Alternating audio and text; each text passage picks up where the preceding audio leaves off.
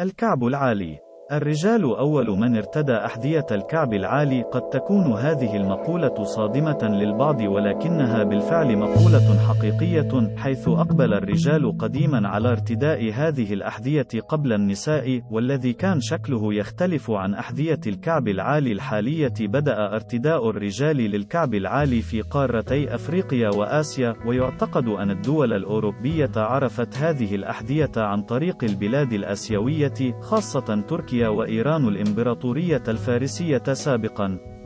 ظهر الكعب العالي أيضا في بعض البلاد الأفريقية، ففي مصر القديمة مثلا بدأ استخدام الكعب العالي بأشكال متعددة ولأغراض كثيرة حوالي عام 3500 قبل الميلاد، وكان شكل وحجم الحذاء يدل على الطبقة التي ينتمي إليها الشخص، فالفقراء كانوا يمشون حفة، بينما الأغنياء يرتدون أحذية بنعل مسطح، وارتداء أحذية ذات كعب عال في بعض المراسم الدينية الهامة. الجزارون أيضا في مصر القديمة كانوا يرتدون أحذية عالية تفاديا لتعرض أقدامهم لدماء الأضاحي.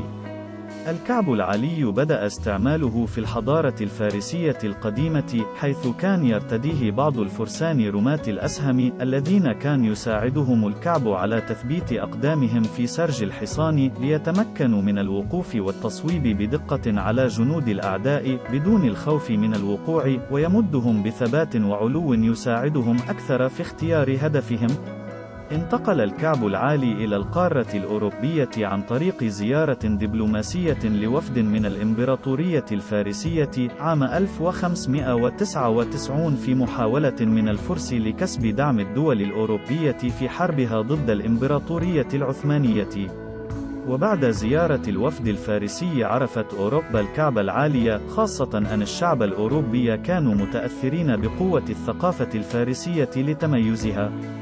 وبدأت النساء في أوروبا في ارتداء الكعب العالي منذ ذلك الوقت، أسوة بالرجال، كدليل على المساواة بين الرجل والمرأة، ووسيلة مفيدة لزيادة طول قامة بعض النساء القصيرات. كاترين دي ميديسي، الأميرة الإيطالية وزوجة الملك الفرنسي هنري الثاني، كانت أول امرأة تلبس الكعب العالي، وذلك في حفل زفافها على الملك الفرنسي هنري الثاني، بسبب قامتها القصيرة التي لا تتعدى 150 سنتيمترا، وقد ساعد تبنيها لفكرة الكعب العالي على انتشارها بين نساء أوروبا، خاصة في الطبقة الأرستقراطية، وكانت بعض الأحذية تزود بكعب عالي يبلغ ارتفاعه حوالي 60 سنتيمترا في بعض الأحيان. الارتفاعات العالية والمبالغ فيها للكعب في الأحذية الجديدة تسببت في حدوث كثير من الإصابات بين النساء، حتى أن بعض النساء الحوامل أصبن بالإجهاض بسبب السقوط أثناء ارتداء حذاء الكعب العالي. السقوط المتكرر والإصابات المتعددة التي كانت تتعرض لها النساء في أوروبا ترجع لطريقة تصميم الحذاء نفسه، الذي كان يصنع بحيث يكون الحذاء بالكامل مرتفعا عن الأرض، وليس الكعب فقط، ما استدعى صناع الأحذية بتغيير التصميم ليكون مقدمة الحذاء غير مرتفعة، بينما يجرى زيادة ارتفاع منطقة الكعب فقط، وساعد ذلك على تمكين من يرتدي الحذاء على المحافظة على توازنه بشكل أكبر.